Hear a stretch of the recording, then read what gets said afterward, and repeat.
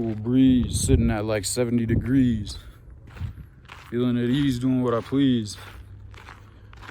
Just came from right up there, you know, up in the air.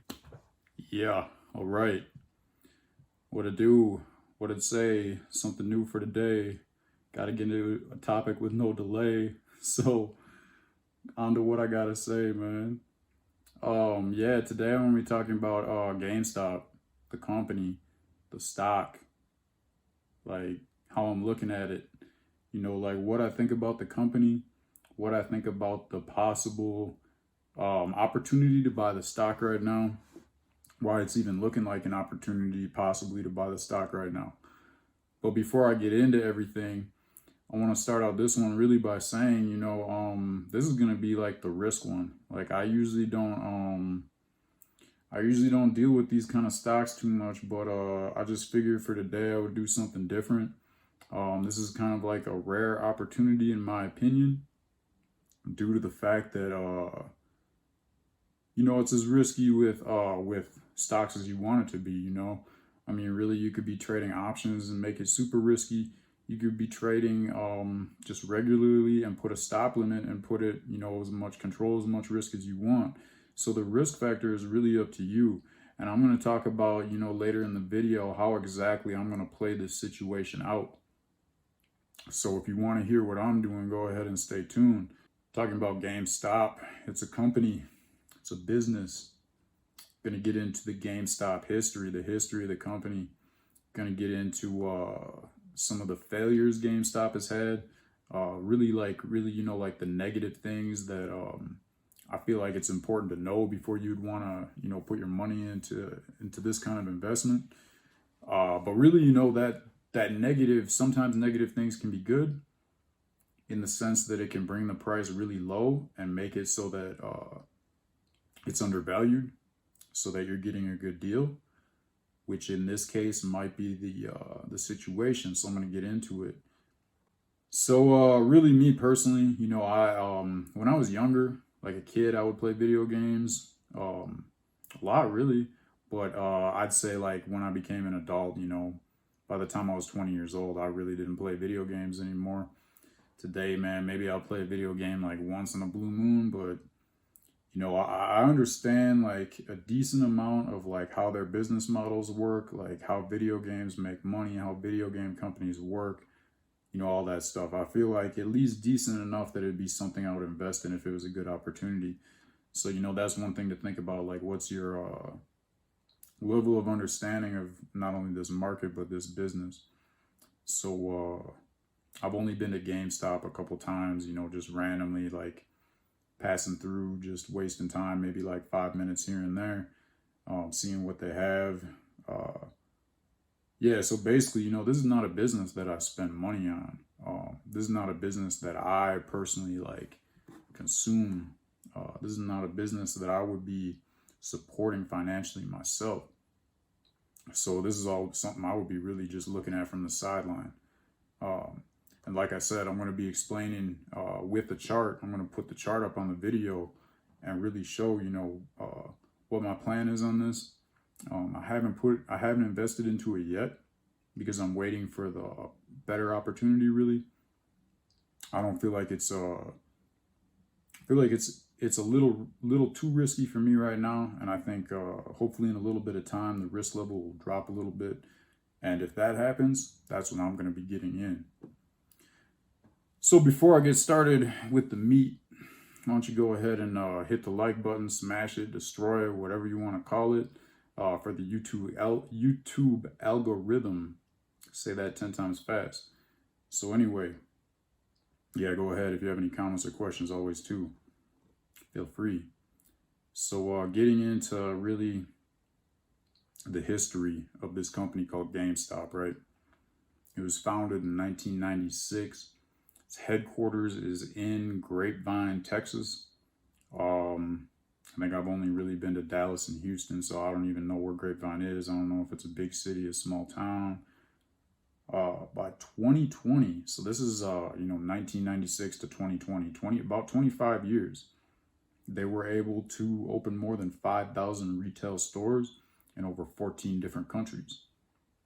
However, they were doing well up until about 2016, and this is when revenue started to decline for GameStop.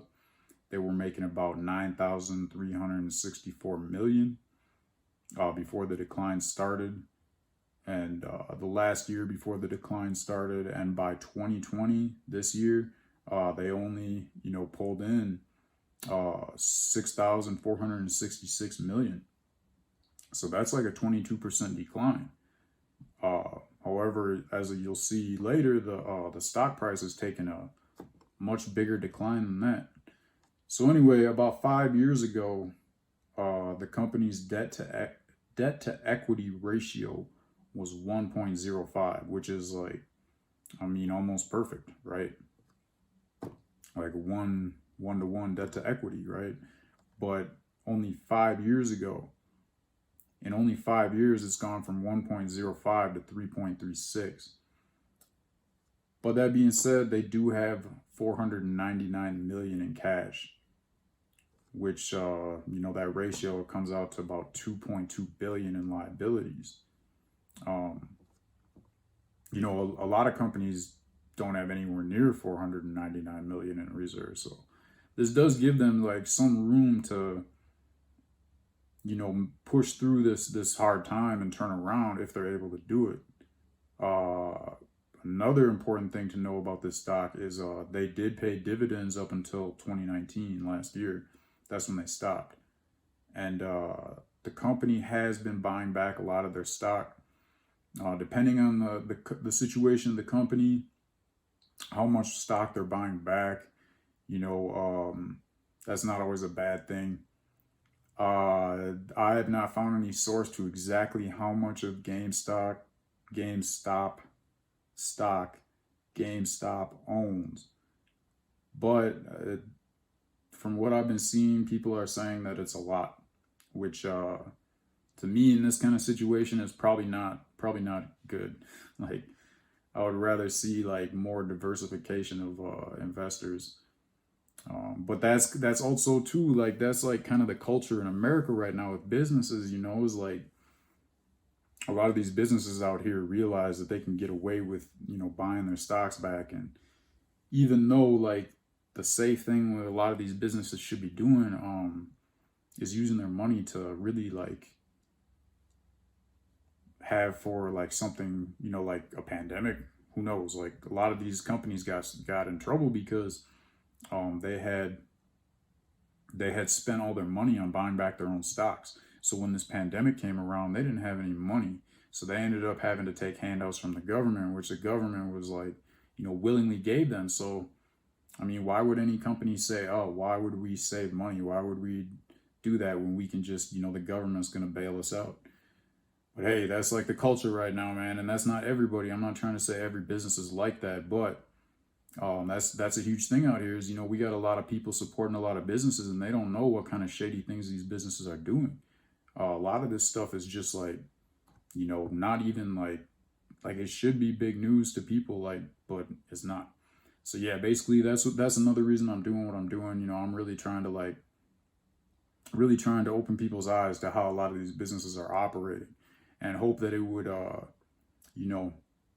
educate people about how to better invest their money. Not only that, but also how to better spend their money. Like, do they understand what their money is supporting when they spend their money at a certain business? That being said, I'm getting into the GameStop failures. Basically, like the like really negative, like bad things that GameStop has tried to like keep under the rug, not let people know about. But it's not easy. It's not too hard to find. Like when a company does something wrong, like usually it's only a matter of time before somebody blows the whistle. But every case is different. But in this case, they have a long reputation of not treating their employees very well.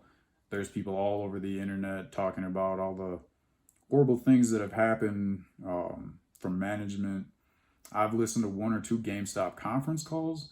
And honestly, in my opinion, this wasn't the whole call, but there were like times when the upper management, the CEO and stuff, they would be just like insulting each other, like on the conference call.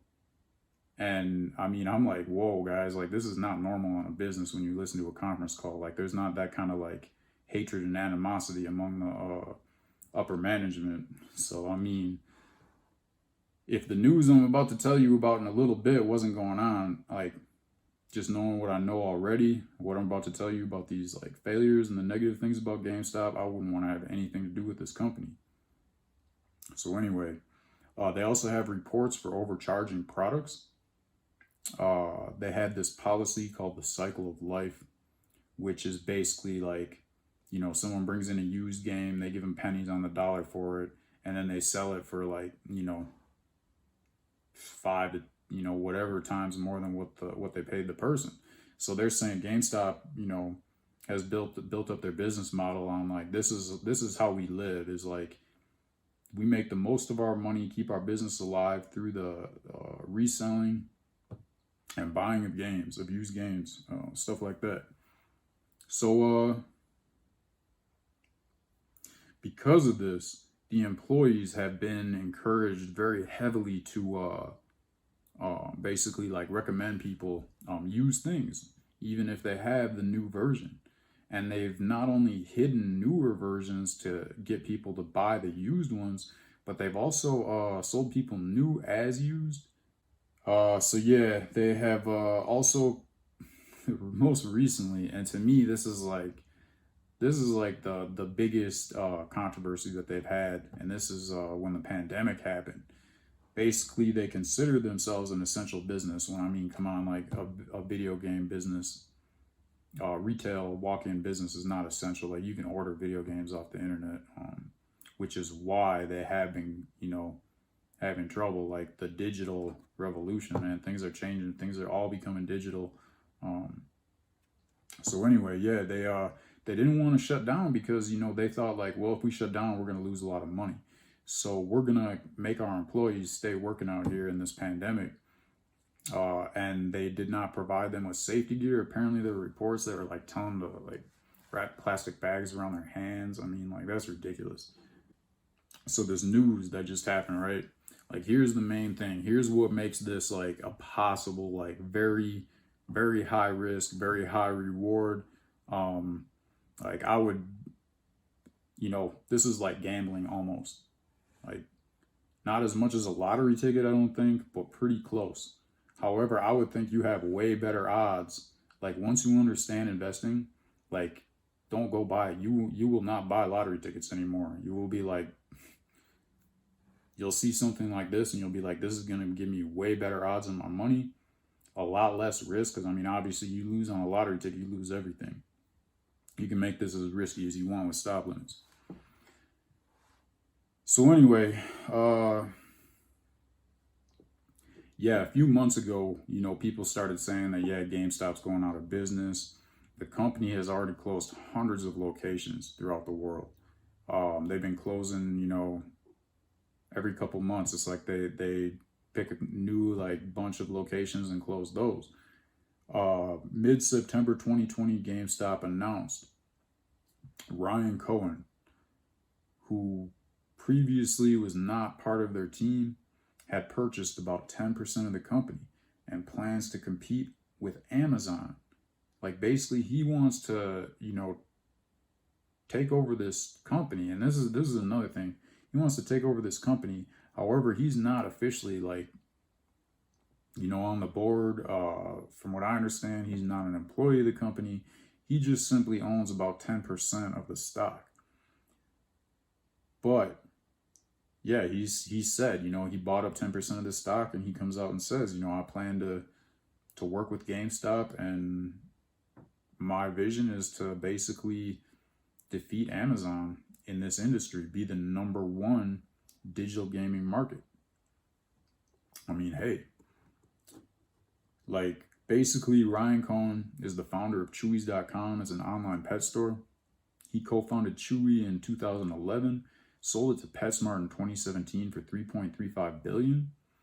He did have a lot of people telling him, you know, that business was going to fail. Like he didn't know what he was doing. He stuck with it and it worked out. So he does, you know, one company.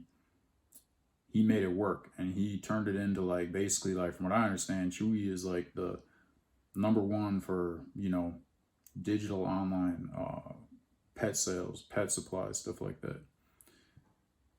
So what did he do with it? He's still working with Chewy. Um, but what did he do with his share of the 3.35 billion? He spent a lot of it and invested in two primary stocks. He invested in Apple so much that he is the number one, the biggest individual shareholder of Apple stock, right? So, I mean, that says a lot right there. But on the other hand, the other stock that he invested in was Wells Fargo. And you can go back and see from like the time that he invested in these companies to where they are now. I mean, Apple made him a lot of money. Wells Fargo lost him, you know, not a lot of money, but not a little bit of money. But I mean, he's definitely the two combined. He did profit. He has profited. So, you know, he's 1 for 2 as far as his picks on stocks, 50%. 1 for 1 as far as his like business success. So I mean, looking at it, you know, it's pretty early. I think this is really gonna tell. You know, is this guy another like Jeff Bezos? Is this guy like another Sam Walton, Bill Gates? Or is he someone that just, you know, is a good business person that got really lucky with his first business, Chewy? I think this is where everyone's gonna find out. Like, what does he do with GameStop? So yeah, like I said, he doesn't hold any official position. So I mean, how much authority does he actually have? You know, he could give them the best advice in the world, but if GameStop is, you know, just doesn't listen to it and keeps on doing what they're doing, which can happen a lot when people try to come into a business and turn it around. So yeah, we got to see what happens. That's what makes this. That's why the price is so low right now, and there's such a high risk to reward ratio. And this is the last thing I'm going to say about this. This is all speculation. People are speculating that Cohen plans on buying over time more stock, possibly even up to 50% of the company, so he can go and take it private.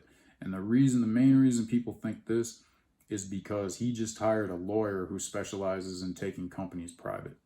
So, I mean, that's pretty much the situation right now, what people know, what's going on with the company, you know, the main things, the news, like what made it, what is making it right now possibly a very good investment opportunity.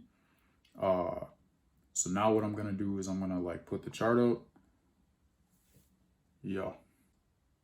So I'm looking at the entire history of the price action for this stock, right? You can see it came out somewhere around like 2002 is when the price history starts on TradingView. What I'm looking at, basically, yeah, around 2002, it was about $10, right? The lowest it ever dropped was 2002, dropped to $5. Then it began a massive run up to about 2008, where it hit 60, right? 2008 crash took it down to a low of about $18. 2013 recovered, didn't get back to its all-time high, hit about 55, and then it's been going down ever since. Just recently, it had bottomed out, starting, you know, August of last year, 2019. And yeah, it looks like it's maybe 1, 2, 3, 4, 5 times it's hit the bottom since 2019 of about $3.50.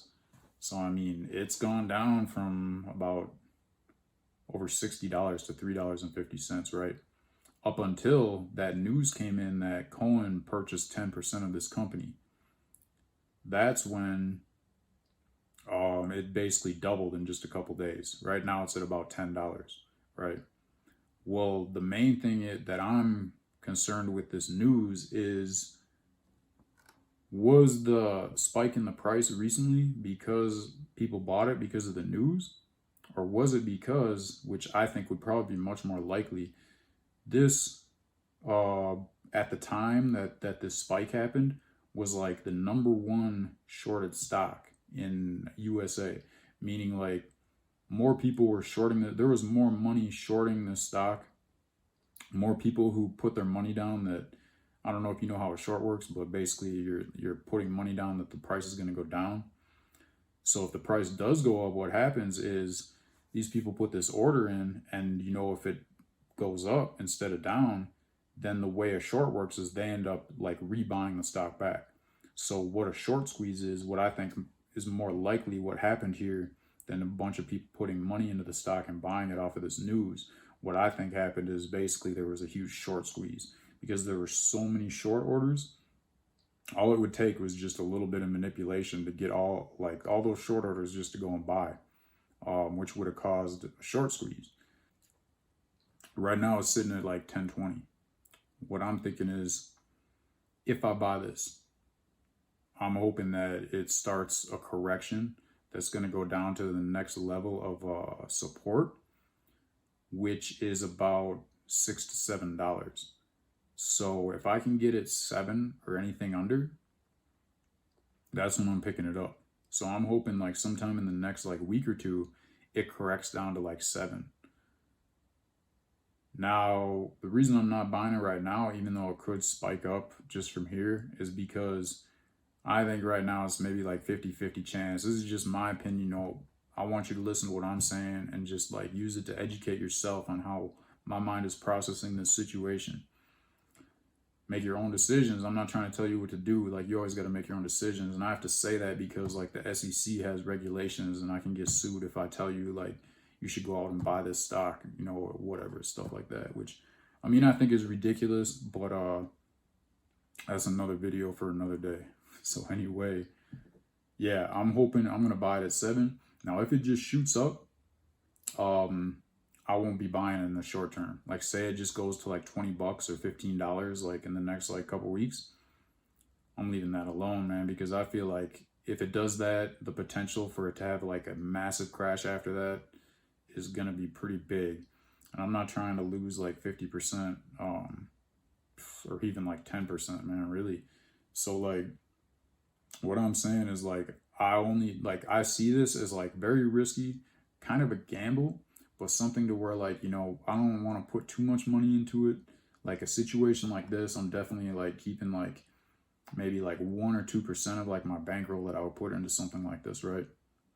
So what I'm basically looking at is getting in at about $7. Right now, it's not worth the risk to me. $7 over the next couple weeks, that to me is like, if I see that opportunity, then I'm gonna buy, right? Then I'm gonna invest in this company. But if it doesn't give me that, that good opportunity that I see to buy, like, I mean, even if this thing does go up to $100 or $1,000, like over the next couple years, I won't feel bad about it, because I would say like, hey, looking back, I don't think I had a good opportunity. I wasn't trying to like buy it at like $20 and have it crash back down to like $5.